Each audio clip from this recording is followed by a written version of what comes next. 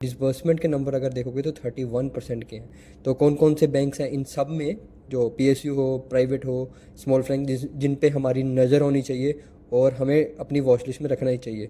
आज की वीडियो में हम डिस्कस करेंगे कुछ जो भी पिछले बिजनेस अपडेट्स आए हैं उनमें कौन कौन से बैंक्स और कौन कौन से रिटेल एनबीएफसीज हैं जिन्होंने अच्छा परफॉर्म किया है। ठीक है, तो एक बार ओवरऑल नंबर देख लेते हैं। यहाँ पे हमारे पास 32 बैंक्स का स्टेटस है।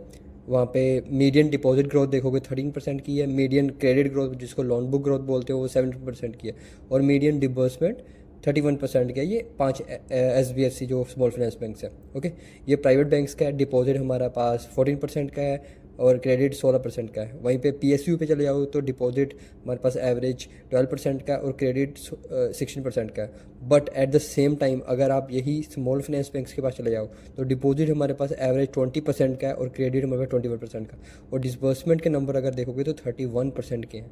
तो कौन कौन से बैंक्स हैं इन सब में, जो PSU हो, प्राइवेट हो, स्मॉल बैंक, जिन पे हमारी नज़र होनी चाहिए और हमें अपनी वॉच लिस्ट में रखना ही चाहिए, और उनको एनालिसिस करके अपने पोर्टफोलियो में ऐड या सब्ट्रैक्ट करना है, वो आपकी मर्जी है।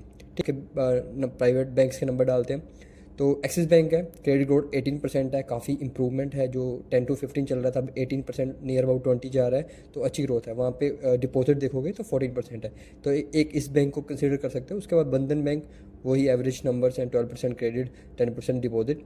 उसके बाद एक और अच्छा बैंक CSB, जस्ट इसकी एसेट क्वालिटी पिछले क्वार्टर में काफ़ी ख़राब हो गई थी इसलिए बहुत हिट लिया, बट अगर क्रेडिट ग्रोथ की देखोगे 27% और डिपॉजिट ग्रोथ देखोगे 20%। बस यही क्वार्टर में हमें देखना है कि इसका एसेट क्वालिटी अगर इंप्रूवमेंट नंबर आता है तो इसमें भी अच्छी खासी री रेटिंग हो सकती है। उसके बाद एक और अच्छा बैंक धनलक्ष्मी बैंक, जो कि अंडर 20% डिलीवर करता है, पर इस बार 24% का क्रेडिट इन्होंने डिलीवर करा है और एट द सेम टाइम 16% का यहाँ पे डिपॉजिट ग्रोथ करा है। HDFC बैंक थोड़ा इंप्रूवमेंट तो है, बट वही 12 और 14% का क्रेडिट और डिपॉजिट ग्रोथ है, जो इसको थोड़ा सा बाकियों के कंपेरेटिवली लेस लुक्रेटिव बनाता है। IDFC कंसिस्टेंट है, जस्ट इन्होंने डिपॉजिट ग्रोथ पे हिट लिया। ये इसलिए हुआ है क्योंकि इन्होंने जो यहाँ पे हरियाणा गवर्नमेंट में जो इनका ब्रांच में फ्रॉड हुआ था चंडीगढ़ वाली, तो उसके कारण थोड़ा सा जो इनके यूज़र्स हैं उनका थोड़ा सा ट्रस्ट ब्रेक हुआ है, तो मे बी उसके कारण थोड़ा इम्पैक्ट है।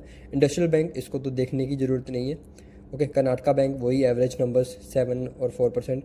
करूर व्यासा, वही इनका लाइक कि कंसिस्टेंट है, near about mid to high teens में ग्रो करते हैं लोन बुक, और डिपॉजिट भी वहाँ करते हैं, बट इस बार इनसे अच्छे नंबर्स आ रहे हैं तो वहाँ पे ज़्यादा ध्यान शिफ्ट हो सकता है। उसके बाद कोटक महिंद्रा बैंक, जहाँ पे अच्छा खासा हमारे पास 16%, जो कि पिछले क्वार्टर तक 12-13% था, थोड़ा इंप्रूवमेंट आया, 20 की तरफ जा रहा है, तो इसको भी हल्का सा आप वॉच लिस्ट में रख सकते हो।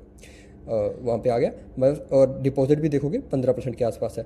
RBL बैंक, इस बैंक ने काफ़ी इंप्रूवमेंट किया और इसमें अच्छी खासी री रेटिंग देखने को आपको मिलेगी। 22% का क्रेडिट और 25% का डिपॉजिट, अच्छा खासा ग्रोथ है। उसके बाद साउथ इंडियन बैंक, वही 15 के आसपास, तो एक मीडियम, इसको मीडियोकर सा बोल सकते हो। तमिल मर्चेंटाइल बैंक, यहाँ पे एक नंबर्स अच्छे देखने मिले हैं 20% के आसपास, और डिपॉजिट देखोगे तो 14% के आसपास। येस बैंक, वही एवरेज नंबर्स। तो प्राइवेट सेक्टर में आप क्या कंसिडर कर सकते हो, एक एक्सिस बैंक को देख सकते हो, CSB बैंक को देख सकते हो, धनलक्ष्मी बैंक को देख सकते हो, IDFC फोर्थ, उसके बाद आप RBL और तमिलनाडु। तो इन 6 में से 3-4 तो बहुत अच्छे हैं, बाकी आप इन 6 स्टॉक्स पे आप नज़र रख सकते हो। उसके बाद मैं PSU की तरफ चलता हूँ। ठीक है, यहाँ पे bank of Baroda, credit growth 16 और 12 डिपॉजिट।